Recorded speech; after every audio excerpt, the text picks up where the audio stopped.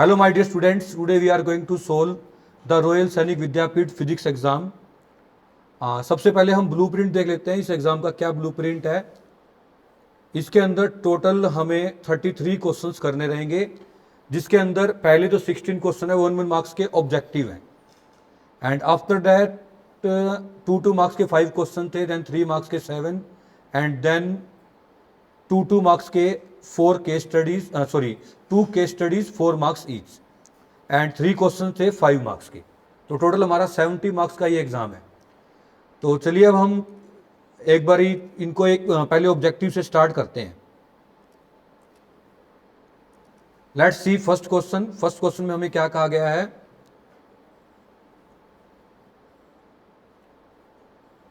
They are saying dimension of Planck's constant is. Planck's constant की dimension क्या होती है? माय डियर स्टूडेंट्स, हमें यह पता है कि जो प्लैंक कांस्टेंट होता है वो क्या होता है, एनर्जी इनटू टाइम। और ये हम कैसे देख सकते हैं, क्योंकि energy is equal to H into frequency होती है। एच ही प्लैंक कांस्टेंट है। फिर इस फ्रिक्वेंसी को हम 1/t लिखते हैं, तो यहां से E इज इक्वल टू आ जाता है h 1/t, ऊपर चला जाएगा। तो एनर्जी इंटू टाइम हमारे पास क्या होता है, प्लैंक कांस्टेंट। तो हमारे पास एनर्जी के लिए डायरेक्ट फार्मूला होता है m1L2T-2, ये डायमेंशन है, और साथ में T1 से मल्टीप्लाई करेंगे तो क्या बन जाएगा, m1L2T-1। Option number B will be correct. Next is slope of velocity time graph. Velocity time graph की स्लोप अपने को क्या बताती है, ये अपने को बताना है। ये मैं अरमान से पूछना चाहूंगा, अरमान वेलोसिटी टाइम ग्राफ की स्लोप अपने को क्या बताती है? Acceleration sir. Acceleration is correct, because बच्चों देखो वेलोसिटी और टाइम ग्राफ हो, स्लोप का मतलब क्या होता है, y axis by x axis. y axis पे हमारे पास वेलोसिटी और x एक्सिस पे क्या है, टाइम। तो वेलोसिटी और टाइम की रेशो ही किसके डायमेंशन होती है, एक्सेलेरेशन बनता है। तो एक्सेलेरेशन इज करेक्ट आंसर। फिर हमारे पास आता है सेंट्रीपिटल फोर्स। क्या सेंट्रीपिटल एक्सेलरेशन बताना है अपने को। सेंट्रीपिटल एक्सेलरेशन मैं पूछना चाहूंगा, अन्नू से पूछना चाहूंगा। अन्नू क्या आंसर आएगा आपका? Sir v²/r। A, very good, A is the correct answer. A क्यों करेक्ट है, क्योंकि हमें यह पता है कि हमारे पास सेंट्रीपिटल फोर्स होता है mv²/r। कोई भी फोर्स होता है वो मास इंटू एक्सेलरेशन होता है। अगर इस मास को कट कर दें तो बचेगा क्या आएगा, ओनली एक्सेलरेशन। तो ऐसे भी हम समझ सकते हैं A will be the correct answer. Next है Newton's law of which law is the basis of conservation of momentum. Conservation of momentum जो है वो किस लॉ के ऊपर डिपेंड करता है, ये नेक्स्ट क्वेश्चन है। तो माय डियर स्टूडेंट्स, हमें यह पता है कि न्यूटन के थर्ड लॉ के अकॉर्डिंग एक्शन और रिएक्शन क्या होती है, इक्वल एंड अपोजिट। तो हम कह सकते हैं कि जितना अगर एक बॉडी आगे गई है, समझ आ रही है, उतना ही बचा हुआ पार्ट कहां जाएगा, पीछे। फॉर एग्जाम्पल बोट के अंदर से देखें, कोई भी बोट में पीछे की तरफ वाटर को पुश कर रहा है तो बोट कहां जाएगी, आगे जाएगी। तो इसलिए हम कहेंगे न्यूटन थर्ड लॉ जो है वो किस चीज का बेसिक है, वो उसी के बेस पे डिपेंड करता है, law of conservation of momentum. Next question देख लेते हैं बच्चों। नेक्स्ट हमारे पास आता है क्वेश्चन नंबर 5। क्वेश्चन नंबर 5 में अपने से पूछा गया है work done by centripetal force. Work done by centripetal force कितना होता है, Rohit will tell to us. Rohit कितना होता है? 0। वेरी गुड, रीजन बता सकते हो क्यों होता है 0? डिस्प्लेसमेंट 0 हो जाएगा। डिस्प्लेसमेंट 0 हो जाएगा, is the wrong answer. Displacement 0 हो जाएगा, रॉन्ग आंसर है। प्रतीक, यमन, मनीष, 0 तो करेक्ट है, आंसर तो करेक्ट है, बट रीजन आपने थोड़ा सा इनकरेक्ट दिया है रोहित। क्योंकि इसका जो रीजन आना चाहिए वो ये आना चाहिए कि सर जो डिस्प्लेसमेंट होता है वो फोर्स जो है वो अंदर की तरफ है। किसी भी टाइम पे डिस्प्लेसमेंट देखेंगे वो क्या होगा, फोर्स के परपेंडिकुलर। क्लियर है यहां तक? मान लो बॉडी घूम के यहां आ गया, बॉडी तो यहां जा रही है, इस टाइम पे मोशन यहां हो रहा है, लेकिन फोर्स क्या होता है, सेंट्रीपिटल फोर्स अंदर की तरफ चाहिए होता है। तो ऑलवेज ही फोर्स और डिस्प्लेसमेंट में एंगल 90 होता है। वर्क का फॉर्मूला क्या है, एफ एस कोस थीटा। अगर थीटा को जब 90 रख देंगे, कोस 90 0 होता है। खैर कोई बात नहीं, ठीक आंसर ठीक माना जाएगा आपका ये। माय डियर स्टूडेंट, फिर आता है centre of mass 2 particle system का। इसका डायरेक्ट फार्मूला होता है m1r1 plus m2r2 divide by m1 plus m2। तो इसके अकॉर्डिंग ऑप्शन हमारे पास आ जाता है बी। नेक्स्ट हम चल रहे हैं क्वेश्चन नंबर 7 पे। 7 पे अपने से पूछा गया है कि एक बॉडी है जिसका मास है 10 kilogram, moving with a velocity 4 metre पर second, its kinetic energy is, ठीक है, what's your name? Akshveer. Akshveer, बेटा आपको ये बताना है काइनेटिक एनर्जी का फॉर्मूला क्या होता है? Half m1v1 square. Half m1v1 square, very good. अगर कुछ भी ना दे रखा हो तो हम हाफ mv स्केयर ले सकते हैं। अगर दो चीजें हो तो m1v1 ले, फॉर्मूला ठीक है, लेकिन m1v1 तब ले जब दो बॉडीज हो। कोई बात नहीं, तो हाफ mv स्केयर ही ले लें हम, ठीक है। तो मास अक्षवीर अपने को गिवन है 10 kg, वेलोसिटी है 4, 4 का स्केयर 16, 2 से कट के 8 आ जाएगा, 8 इंटू 10 कितना आ जाएगा हमारे पास? 80 जूल, 80 जूल आ जाएगा। नेक्स्ट क्वेश्चन के लिए हम चल रहे हैं एक इंटेलिजेंट स्टूडेंट के पास, कुणाल के पास। कुणाल, आपको ये बताना है इनमें से डायमेंशनलेस क्वांटिटी कौन सी होती है? डायमेंशनलेस क्वांटिटी कौन सी होती है? Refractive index. Very good, refractive index होती है। तो आप मुझे बता सकते हो यमन की ये क्यों होती है ये डायमेंशनलेस क्वांटिटी? पास भी कर सकते हो, पास। पास। तो रजत आप पास, ठीक है। रजत, यह सबको मैं बता रहा हूं क्योंकि डायमेंशनलेस का मतलब होता है ये सेम क्वांटिटीज की रेशियो है। 10th में हम पढ़ते थे, 10th में रिफ्रैक्टिव इंडेक्स का फॉर्मूला होता था Rohit, sine I by sine R. R. भूल गए ना? कोई बात नहीं, चलो, क्योंकि बच्चों स्ट्रेस हो जाता है एग्जाम दे के आते हैं ना। या v1 बाई v2, दो स्पीड की रेशियो कहते थे, sine I by sine R.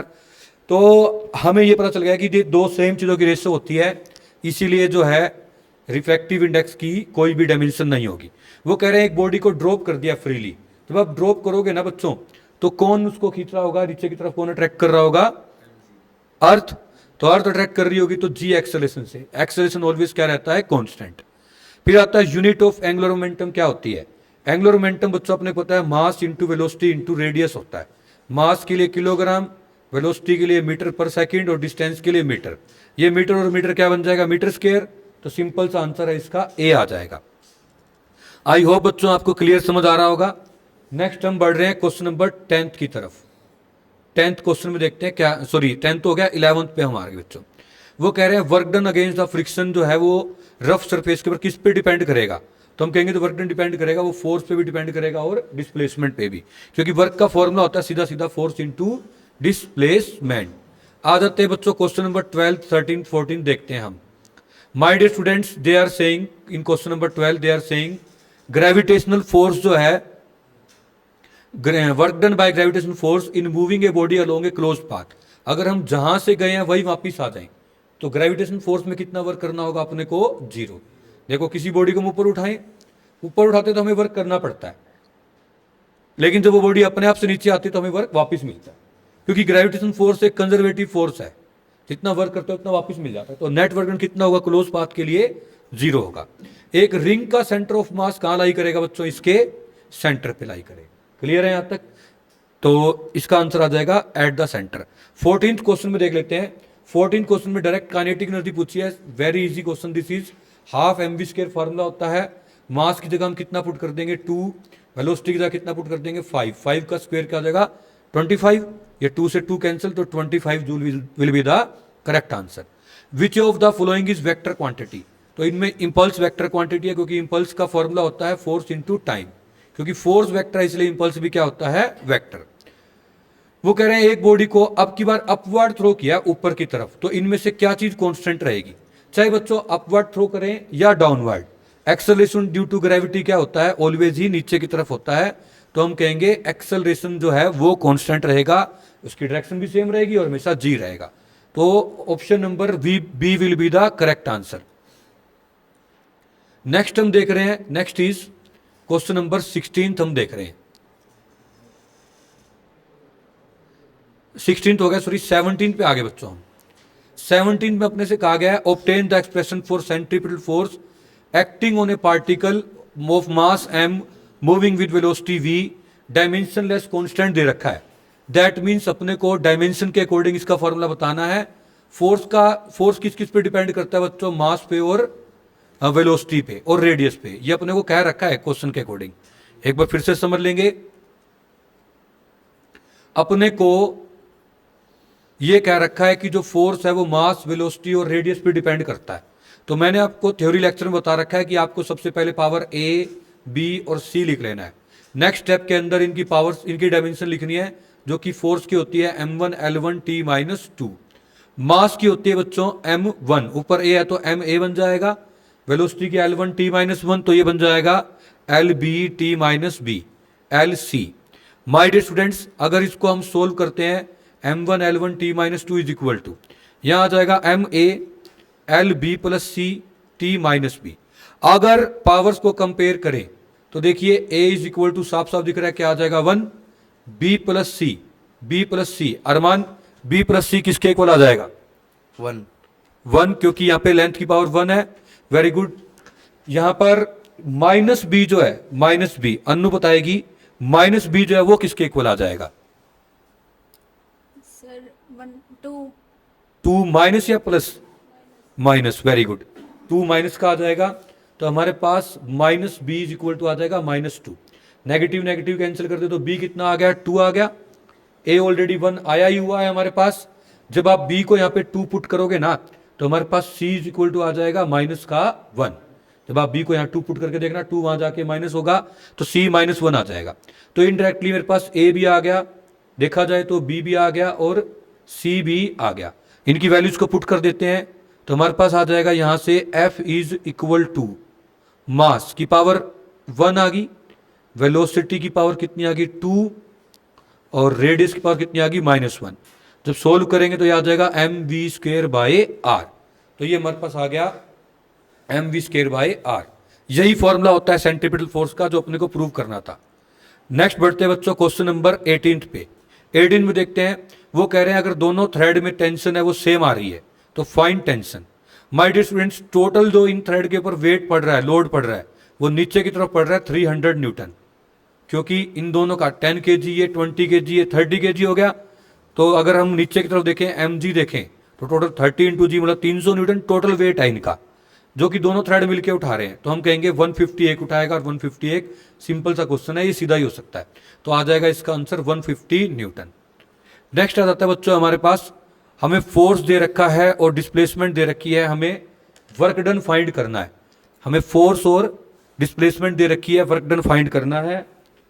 तो गर्विश मुझे बताया, गर्विश फोर्स गिवन हो डिस्प्लेसमेंट गिवन हो तो वर्क डन का क्या फार्मूला होता है? F into S। F into S नहीं, अगर वेक्टर फॉर्म में तो बताओ ना।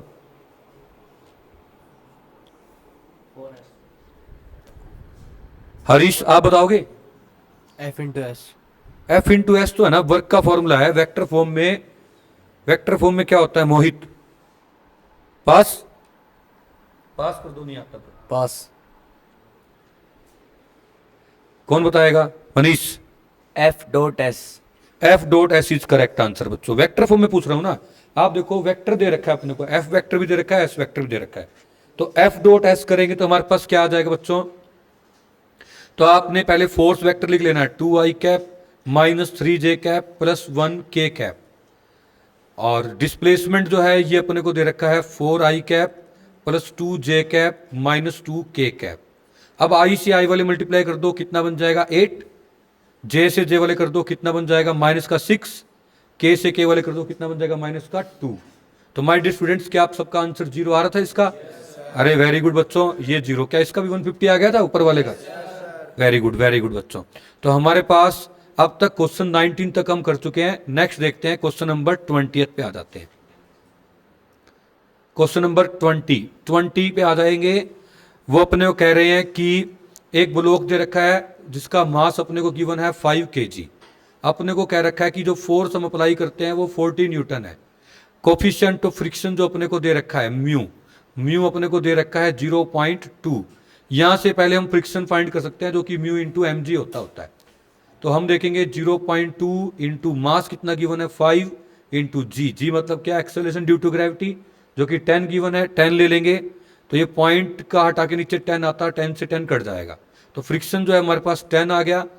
जो नेट फोर्स एक्ट कर रहा था वो 40 नहीं है, आपकी बार जो एफ नेट है वो हम कहेंगे 40 - 10 आ गया, क्योंकि 10 न्यूटन तो फ्रिक्शन भी आया ना। तो बॉडी चलेगी वो कितने चलेगी 30 से, तो नेट फोर्स 30 न्यूटन आ गया। माय डियर स्टूडेंट्स, अपने को मास दे रखा है और एक्सेलरेशन पूछा है। एक्सेलरेशन क्या होता है? फोर्स अपॉन मास, मतलब 30 के अपॉन में कितना 5। सोल्व करेंगे तो ए जो है वो आ जाएगा 6 मीटर पर second square. This is the correct answer of this question. My dear students, तो हमने अब देखिए सेक्शन बी भी कवर कर लिया है। अब हम आ जाते हैं नेक्स्ट सेक्शन सी के अंदर, जिसके यस ओ एक क्वेश्चन रह गया, ठीक है, थैंक यू। नेक्स्ट है define centre of mass, theoretical question है, 2 से 3 डेफिनेशन इसकी बनती है, जो भी जिसने लिखी हो ठीक होगी। फर्स्ट तो ये कि ये एक इमेजिनरी पॉइंट है जहां सारा का सारा मास हम सपोज कर सकते हैं कि लाई करता है। सेकंड डेफिनेशन ये वो पॉइंट जहां पे सारे मासिस का नेट मोमेंट जीरो हो। और थर्ड डेफिनेशन ये वो पॉइंट जहां पे रिजल्टेंट फोर्स एक्ट करे और सेम इफेक्ट प्रोड्यूस करे। तो ये थ्योरी लेक्चर के अंदर ऑलरेडी इसकी वीडियो आई पड़ी, इसमें देख सकते हैं। तो जो भी डेफिनेशन जिसने लिखी है तीनों में से वो ठीक है। अब हम आ जाते हैं क्वेश्चन नंबर सेक्शन सी में। देखिए बच्चों, अपने को स्टीफन्स कांस्टेंट दे रखा है और अपने से इसकी वैल्यू पूछी गई है सीजीएस सिस्टम में क्या होगी। तो माय डियर स्टूडेंट्स, जब भी हम कन्वर्ट करते हैं one unit system to another, तो हमारे पास इसके लिए फॉर्मूला होता है N2 is equal to N1 M1 by M2 raise to power A, L1 by L2 raise to power B, T1 by T2 raise to power C। ABC dimension होती हैं। पूरी क्वांटिटी की पहले डायमेंशन अपने को निकालनी पड़ेगी, पूरी क्वांटिटी की डायमेंशन। तो हमें सबसे पहले जूल बताना है किसकी यूनिट होती है, जूल किसकी यूनिट होती है। म्यूर हमें बताएगा, म्यूर आपको पता है कि ये जूल जो है वो किसकी यूनिट होती है। Work. Very good, work is correct. और वर्क की क्या डायमेंशन भी आपको पता है, वर्क की डायमेंशन क्या होती है, वर्क की डायमेंशन MLT-2। ML2T-2 होती है मयूर, थोड़ा सा मिस कर दिया, कोई बात नहीं। तो हमारे प्लीज बैठो, हमारे पास क्या आ जाएगा M1L2T-2, ये तो होगी वर्क की। ये देखो T माइनस में 1 है, साथ में क्या है L माइनस का 2 है, केल्विन माइनस 4 है। केल्विन केल्विन ही रहेगा, ये चेंज नहीं होगा। सीरियस सिस्टम में भी केल्विन होता है टेम्परेचर। तो हमारे पास यहां से आ जाएगा M1 L, देखिए 2 ये और -2 ये, L 0 बन गया और जो T है ये बन गया -3। अब हम इसका यहां यूज करेंगे, जो नया नंबर निकालना है वो फाइंड कर रहे हैं। N1 होता है ये वाली वैल्यू, ये कितनी दे रखी है अपने को 5.67 इंटू 10⁻⁻8। अंदर देखते हैं M1, first system SI system है। SI सिस्टम में मास किसमें मेजर होता है, किलोग्राम में, जिसमें करना है वो ग्राम, पूरे की पावर A। मतलब मास कितनी बार आ रहा है 1 टाइम, तो 1 लिख देंगे, क्योंकि देखो मास की डायमेंशन यहाँ पे 1 है। ऐसे ही L1 बाई L2, मतलब कि हमें लेंथ मेजर होती है SI में मीटर में और CGS में सेंटीमीटर में, पर पूरे की पावर 0, क्योंकि डायमेंशन जो है वो 0 है। टाइम देखते हैं, वो SI CGS दोनों में सेकंड में होता है, पावर क्या है 3। My dear students, very easy question this is. बस हमें देखेंगे यहां तो पूरा ही 1 बन जाए, क्योंकि किसी चीज की पावर 0 वो 1 आता है। अगर हम नेक्स्ट में देखें, कट के 1 आ जाएगा, 1 की पावर कुछ भी हो वो भी क्या आता है 1 आता है। बस किलोग्राम को जब आप ग्राम में चेंज करोगे तो ये बन जाएगा 1000। तो हमारे पास जो N2 निकल के आ जाएगा वो आ जाएगा 5.67 इंटू 10⁻⁻8 इंटू में 1000। व्हेन वी विल सोल्व तो N2 आ जाएगा 5.67 इंटू 10⁻⁻5। लेकिन बच्चों ये करेक्ट आंसर नहीं है। आंसर जब लिखना होता है तो अपने को यूनिट के साथ लिखना होता है। तो हम लिखेंगे जो आंसर करेक्ट आएगा वो आएगा 5.67 इंटू 10⁻⁻5। अब जो साथ में है ना यूनिट CGS वो लिखनी है, जूल की CGS यूनिट। वर्क की CGS यूनिट कौन बताएगा रोहित, वर्क की CGS यूनिट क्या होती है, अर्क। वेरी गुड, वर्क की CGS यूनिट होती है अर्ग। तो हम पूछ लेंगे कि वर्क की CGS यूनिट क्या है, अर्ग है। और इसके बाद हम देखते हैं सेकंड, तो CGS में भी सेकंड रहेगा। अब मुझे बताएगा अक्सवीर बताएगा, अक्सवीर SI यूनिट डिस्टेंस की जो मीटर है, CGS क्या होती है, सेंटीमीटर। Very good. तो ये जो मीटर तो लिखा होता है यूनिट के अंदर, ये चेंज हो जाएगा सेंटीमीटर के अंदर। आप क्वेश्चन को देखिए, इसमें जो ये मीटर था ये किसमें चेंज हो जाएगा, सेंटीमीटर रेज टू पावर -2। और अगर हम टेम्परेचर देखें तो ये टेम्परेचर केल्विन में ही रहेगा, तो केल्विन रेज टू पावर -4। तो ये हमारे पास बन जाएगा आंसर फाइनल।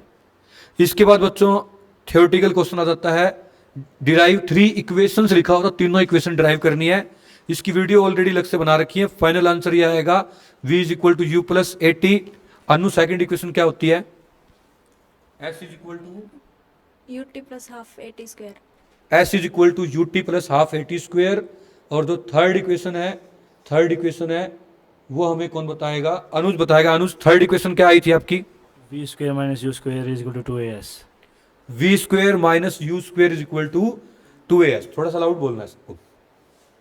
तो ये आ जाएगा v square minus U square is equal to 2as। My dear students, इसके बाद फिर से थ्योरेटिकल क्वेश्चन है। इसकी ऑलरेडी वीडियोस हमारे पास हैं और थ्योरी लेक्चर में हमने कर रखा है। तो रजत बताएगा। रजत 24th क्वेश्चन में expression for time of flight अपने को बतानी है एंड हॉरिजॉन्टल रेंज। डेरिवेशन करके फाइनल आंसर क्या आता है आपका टाइम ऑफ फ्लाइट का? 2u sin theta by g. Very good. t is equal to 2u sine theta by g।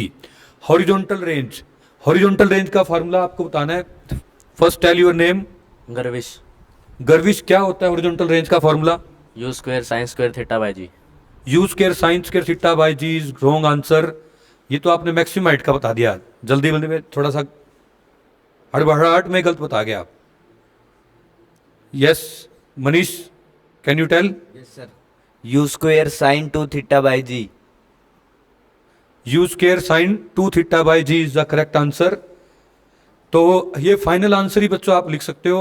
इसके अंदर मैं एक बार लिख भी देता हूं। टाइम का जो फाइनल आंसर है, टाइम ऑफ फ्लाइट का फाइनल आंसर आ जाएगा 2u साइन थीटा बाय जी। और हमारे पास जो हॉरिजॉन्टल रेंज का आंसर आ जाएगा u square sine 2 theta by g. Now 25th question पे आ रहे हैं, एक्सप्लेन टॉर्क। तो टॉर्क की भी थ्योरी है। टॉर्क की कौन बताएगा theory? It is the turning effect of. ये किसका टर्निंग इफेक्ट होता है? फोर्स। ये टर्निंग इफेक्ट ऑफ फोर्स है। Very good. Tau is equal to r vector cross f vector होता है। इसकी यूनिट कौन बताएगा? यूनिट प्रतीक। प्रतीक क्या यूनिट होती है इसकी? Newton metre. Sorry, newton metre. Newton metre is the correct answer. और इसमें इतना ही पूछा था। अच्छा, स्केलर है या वेक्टर है? स्केलर है वेक्टर है ये? Vector. Very good Kunal, very good Kunal. इसके बाद आते हैं वर्क एनर्जी थ्योरम पे आते हैं। वर्क एनर्जी ये तो आपने हो गया 25th। तो 26th में आ जाते हैं work energy theorem. My dear students, मैं एक बार टॉर्क वाला भी आंसर तो लिख देता हूं। टॉर्क में सबसे पहले तो आपको ये तो लिखना है टर्निंग इफेक्ट ऑफ फोर्स होता है। Tau vector is equal to r vector cross f vector होता है। इसकी यूनिट होती है न्यूटन मीटर। और ये एक वेक्टर क्वांटिटी है। और ये कैसी क्वांटिटी है? एक वेक्टर क्वांटिटी है। इसके बाद आ जाते हैं state and prove work energy theorem. सबसे पहले हम वर्क एनर्जी थ्योरम देखते हैं। वर्क एनर्जी थ्योरम कहती क्या है? Definition of work energy theorem कौन बताएगा? Work energy theorem change in, very good. It states that if n number of forces are doing work, then net work done will be equal to change in kinetic energy of the body. मतलब जितना हम work करेंगे किसी body के ऊपर, वही क्या होगा उसके अंदर? Change in kinetic energy. Means kinetic energy final minus kinetic energy initial. Next हम आ जाते हैं 27th पे। वो कह रहे हैं कि अपने को 27th क्वेश्चन में न्यूमेरिकल है बच्चों, ये आराम से समझते हैं। 27th क्वेश्चन में अपने को ये कहा गया है कि एक बुलेट है जिसका मास अपने को गिवन है। इसको थोड़ा सा ऊपर करते हैं स्क्रीन को। Now mass of bullet given है, वो उसकी स्पीड गिवन है, वो स्ट्राइक करती है एक 5 kg के एक ब्लॉक को और उसके साथ एम्बेडेड हो जाती है, मतलब उसी में बुलेट घुस जाती है। और उसके बाद वेलोसिटी बतानी है ब्लॉक की क्या होगी। माय डियर स्टूडेंट्स, इस तरह से देखेंगे। इस क्वेश्चन को मैं यहां समझा देता हूं। लेट हमारे पास ये एक सरफेस है, इसके ऊपर कोई ब्लॉक पड़ा था। दूर से एक बुलेट आई, वो बुलेट जैसे ही इसको हिट करती है, अब ये ब्लॉक भी चलने लग गया। जैसे मान लो कोई बॉक्स पड़ा हो, आपका ज्योमेट्री बॉक्स पड़ा हो, किसी ने मार्कर फेंक के मारा या पिन फेंक के मारी, अब वो क्या कह रहे हैं? बुलेट अंदर ही रहेगी और दोनों ही चलने लग गए। तो फाइनल स्पीड पूछी है। माय डियर स्टूडेंट्स, इसके लिए हम यूज करेंगे law of conservation of momentum. Law of conservation of momentum use करते हैं।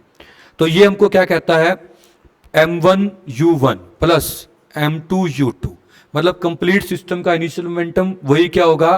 कंप्लीट सिस्टम का final momentum m1v1 plus m2v2। देखो बच्चों, पहले ये ब्लॉक रेस्ट पे था तो इसकी वेलोसिटी जो थी वो 0 थी। क्लियर है यहां तक? और तो और बच्चों, इसको हम डायरेक्ट एक फॉर्मूला होता है इनइलास्टिक कोलिजन का, फाइनल वेलोसिटी का, उससे भी कर सकते हैं, सेम आंसर आएगा। तो ये तो पूरा 0 बन गया। ये हमको दे रखा है मास m1। m1 देखो कितना दे रखा है बच्चों अपने को? 50 ग्राम, तो 50 लिख देंगे, ग्राम है तो हमने क्या किया, इसको 1000 से डिवाइड कर दिया ताकि किलोग्राम में आ जाए। u1 इसकी स्पीड दे रखी है 400 is equal to, my dear students बाद में वो दोनों बॉडीज एक बन जाती है, तो इनका मास क्या कर दूं, m1 m2 ऐड कर दूं और फाइनल वेलोसिटी क्या कर दें हम, v कर दें। मतलब ये फाइनल मोमेंटम बन गया जो मैंने यहां लिखा है कि मासेस ऐड हो जाएंगे, दोनों बॉडी एक बन के चलने लग गई। और वैसे ये डायरेक्ट फार्मूला आता है इनइलास्टिक कोलिजन में, आपको याद हो तो m1 u1 bye m1 plus m2, ये डायरेक्ट फार्मूला है फाइनल वेलोसिटी का इनइलास्टिक कोलिजन में। तो मैंने ये दोनों तरीके से बता दिया, अगर डायरेक्ट फार्मूला आता तो भी कर सकते हो, अदरवाइज मैंने पूरा law of conservation of momentum से बता दिया। तो बच्चों यहां पर ये 3 जीरो जो है, इन 3 जीरो से चली जाएंगी, ऊपर बच जाएगा 20, तो 20 इज इक्वल टू आ जाएगा, इनको जब ऐड करोगे बच्चों देखो एक तो 5 kg है और दूसरी बॉडी है 50 ग्राम, मतलब 50 बाय 1000 करके देखोगे ना आप, तो ये हमारे पास बन जाएगा 0.05। जब ऐड करते हो तो ये सारा मास बन जाता है 5.05। इन दोनों को मैंने ऐड कर दिया यूनिट चेंज करके।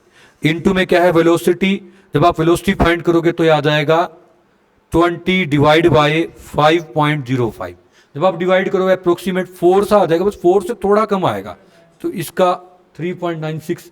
तो आपने कैलकुलेटर से किया है या एक्चुअली में किया था, ये कैलकुलेट से मतलब कैलकुलेट किया था आपने ये, ठीक है, वेरी गुड। जिन बच्चों ने ये लिखा है वो भी ठीक है, जिन्होंने 4 लिखा है वो भी ठीक है। माय डियर स्टूडेंट्स नेक्स्ट आ जाते हैं हम क्वेश्चन नंबर 28 पे। 28 पे आ जाए डायरेक्ट हम, तो 28, क्योंकि वीडियो नहीं तो बहुत लंबी बन जाएगी वीडियो इसकी, ये बता दूं जल्दी जल्दी से, ये किया है किसने सोल्व, ठीक है बता देता हूं बच्चों। ये कह रहे हैं 2 मासेस हैं, एक दे रखा है अपने को 12 kg और दूसरा दे रखा है 8 kg।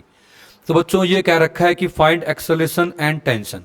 बच्चों अगर हम फ्री बॉडी डायग्राम बनाए, सबसे पहले हम 12 kg के लिए फ्री बॉडी डायग्राम बनाए, नीचे कितना वेट एक्ट करेगा 120 न्यूटन, और ऊपर की ओर टेंशन है, टेंशन हमेशा बॉडी के बाहर की तरफ लगती है, ऊपर टेंशन है, तो ऊपर टेंशन है, तो इससे इक्वेशन क्या बनेगी 120 minus tension is equal to कितना 12a, क्योंकि मास इनटू एक्सेलरेशन होता है। और अगर यही इक्वेशन हम बनाए बच्चों 8 किलोग्राम वाली बॉडी के लिए, नीचे तो इसके 80 न्यूटन एक्ट करेगा, ऊपर टेंशन, क्योंकि ये बॉडी ऊपर मूव करेगी, क्योंकि हल्का मास जो है 8 वाला वो ऊपर जाएगा। तो जब ये 8 kg ऊपर जाएगा ना बच्चों, तो हम कहते हैं टेंशन जो है वो लार्जर होगा, तो टेंशन में से 80 माइनस करेंगे तो क्या आ जाएगा 8a। ये 2 इक्वेशन हमारे पास आ जाती हैं, दोनों को डायरेक्ट ऐड कर दो, ऐड करोगे तो हमारे पास आ जाएगा 40 is equal to 20a, a is equal to कितना आ जाएगा 2 मीटर पर सेकेंड स्क्वायर। अब a आ गया, इसको इस इक्वेशन में पुट कर दो, तो t minus 80 is equal to 8 into 2 मतलब 16, तो t इज इक्वल टू आ जाएगा 96 newton. This is the answer of question number 27 part O. Next आ जाते हैं एपरेंट वेट डिफाइन करना है, तो हम लिखेंगे जब बॉडी मूव करती है तो उसका वेट जो है रियल वेट से डिफरेंट होता है। एक्चुअली जो रिएक्शन ऑफर्ड बाय सरफेस होती है वही क्या होती है, एपरेंट वेट। एपरेंट वेट एक किस्म क्या होता है, रिएक्शन ऑफर्ड बाय सरफेस। और ट्रू वेट क्या होता है बच्चों, m इंटू जी। जब बॉडी ऊपर मूव कर रही है तो मैं एक्सप्रेशन नहीं बता रहा, डायरेक्ट आंसर बता रहा हूं, एपरेंट वेट होगा mg प्लस ए, और जब नीचे आ रही है तो w डैश क्या होगा mg माइनस ए। नेक्स्ट आ जाते हैं बच्चों हम केस स्टडी के ऊपर। Case study 2 case studies are there, 4 marks each. सबसे पहले अपने को कह रखा है कि स्टेट करो न्यूटन सेकंड लॉ, तो F इज इक्वल टू होता है हमारे पास P2 minus P1 by t, P2 minus P1 by t, या F is equal to dP by dt, ये भी एक्सेलरेशन होता है, ये भी 4 न्यूटन सेकंड लॉ होता है। फिर कह रहे हैं कि दोनों बॉडीज के लिए फ्री बॉडी डायग्राम बनाना है, तो हम पहले सिचुएशन को देखेंगे। सिचुएशन में अपने को कह रखा है कि 2 ब्लॉक्स हैं, एक लाइट स्ट्रिंग से कनेक्टेड है एक पुली के ऊपर, और अपने को ब्लॉक ए का मास भी दे रखा है 2 kg। Block a of mass 2 kg is on horizontal table and block b of mass 1 kg is hang vertically. ठीक है बच्चों, तो इस तरह से कह रखा है कि एक टेबल दे रखी है, उसके ऊपर इस तरह से पुली है, एक मास का ब्लॉक यहां पड़ा है और दूसरा इस तरह से हैंग है। क्लियर है यहां तक? और अपने को ये बताना है कि जो 2 kg का मास है वो तो ये दे रखा है, 1 kg का हैंग है। ये क्वेश्चन बनता है बच्चों हमारे पास। अपने से ये पूछा गया कि इनके लिए फ्री बॉडी डायग्राम बनाओ। जब आप 2 kg का बनाओगे तो नीचे की तरफ एक्ट करता है mg, ऊपर एक्ट करेगा नॉर्मल डायरेक्शन, ये कैंसिल हो जाएगा। किसी ने नहीं बनाया तो चलो हम इसको एक बार के लिए कंसिडर कर सकते हैं। अदरवाइज ये बनाना जरूरी है कि जिस पे टेंशन एक्ट करेगी वो कहाँ की तरफ एक्ट करेगी, यहाँ पे। टेंशन हमेशा थ्रेड बॉडी को बाहर की तरफ खींचती है, यहाँ पे टेंशन एक्ट करेगी ऐसे। तो अगर ये तो बन गया हमारे पास 2 kg वाली बॉडी के लिए फ्री बॉडी डायग्राम। 1 kg वाली के लिए बनाएंगे तो नीचे एक्ट कर रहा होगा mg, ऊपर एक्ट कर रहा है tension. My dear students, next में पूछा गया है calculate the acceleration of system. तो एक्सेलरेशन में आप देखिए बच्चों, नेट फोर्स जो नीचे की तरफ मिला वो कितना मिला, mg मतलब 10 न्यूटन मिला। तो नेट फोर्स है वो 10 न्यूटन है, क्योंकि यही एक बॉडी है जिसको नीचे की तरफ mg से 10 से नीचे की तरफ अट्रैक्ट किया जा रहा है। अगर मैं कहूं नेट फोर्स जो है वो 10 है जिससे दोनों बॉडीज को खींच रहे हैं, तो एक्सेलरेशन क्या होगा, फोर्स अपॉन मास। फोर्स हमारे पास कितना है 10, टोटल मास कितना है 3, तो ये आ जाएगा 10/3 मतलब 3.33 मीटर पर second square. This is the answer of question number c. अब वो कह रहे हैं calculate the tension in the string. तो बच्चों इस पे आ जाओ। अपने को ये पता है कि हमारे पास यहां पे इस बॉडी पे एक ही फोर्स लग रहा है, नेट फोर्स टेंशन। और हमें पता है नेट फोर्स क्या होता है, मास इनटू एक्सेलरेशन। तो टेंशन इस टाइम पे नेट फोर्स है, तो मास कितना है इसका 2, एक्सेलरेशन क्या है 10/3 या 3.33 कुछ ले लो। इसको सोल्व करोगे तो टेंशन आ जाएगा 20/3 न्यूटन, या हम कह दें 6.66 newton. This is the answer of question number D. Next आ रहे बच्चों क्वेश्चन नंबर 30th पे। 30th क्वेश्चन पे आ रहे हैं, अपने को इनके अंदर एक्सेलरेशन और ये सब बताना है। माय डियर स्टूडेंट्स,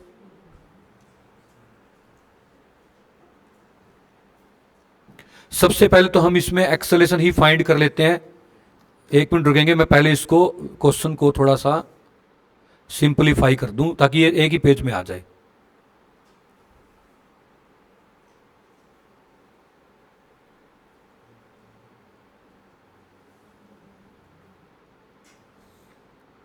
बस बच्चों थोड़ी देर में ये क्वेश्चन कर लेंगे। जो 5 मार्क्स वाले क्वेश्चन है वो मैं कराऊंगा नहीं, उसका तो बताना है कि इसमें क्या करना था, वो कंप्लीट एक्सप्लेन नहीं किया। लास्ट ही क्वेश्चन आप मान के चलें। My dear students, net force देखो कितना एक्ट कर रहा है, 120 यहां से 20 यहां से, तो जो एफ नेट है वो हमारे पास कितना एक्ट कर रहा है 100। टोटल मास कितना है, कौन बताएगा टोटल मास कितना है इसका, टोटल मास अरमान टोटल मास कितना है 20 + 40 + 60 + 80, टोटल मास कितना है 200 kg इज करेक्ट। एक्सेलरेशन कितना आ जाएगा 100/200, कितना आ जाएगा हमारे पास 0.5 मीटर पर सेकंड स्क्वायर। वेरी गुड, तो A will be the answer. Clear है यहां तक। माय डियर स्टूडेंट्स, अब अपने से पूछा है टेंशन बिटवीन 20 एंड 40 kg। तो बच्चों अगर मैं देखूं इस थ्रेड के अंदर टेंशन कितनी मान ले T1 मान ले, तो एक थ्रेड में एक ही टेंशन रहती है, तो ये भी क्या होगा T1। अब 20 kg वाली बॉडी के लिए FBD में यही बना देता हूं।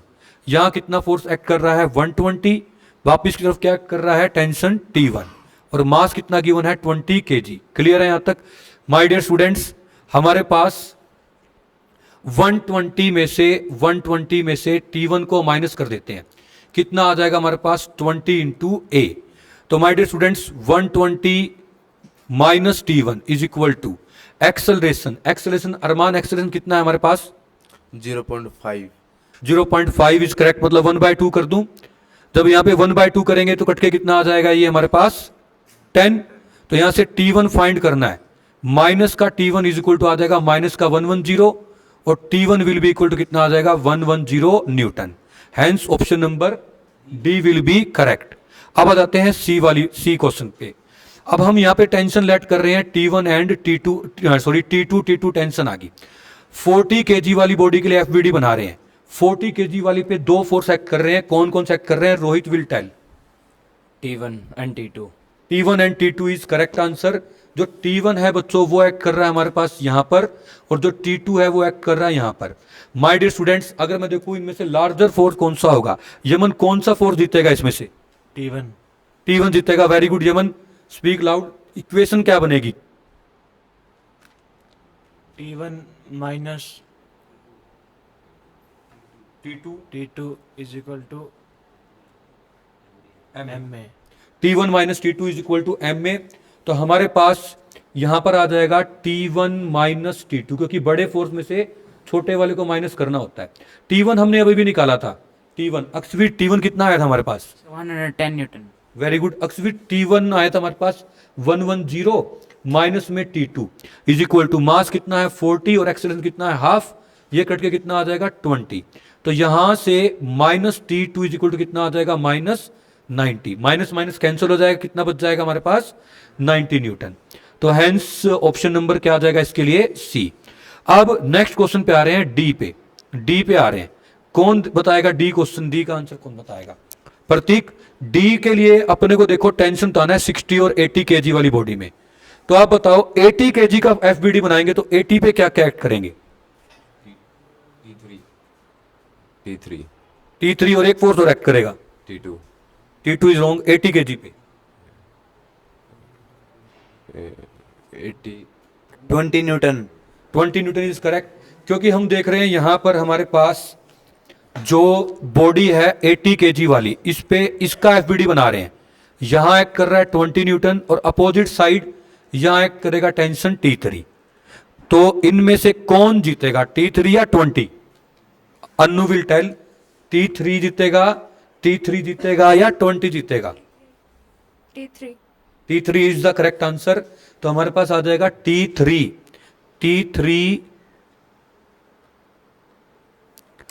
T3 माइनस का 20 इज इक्वल टू कितना आ जाएगा MA। क्लियर है? यहां तक सोल्व कर लेंगे इसको।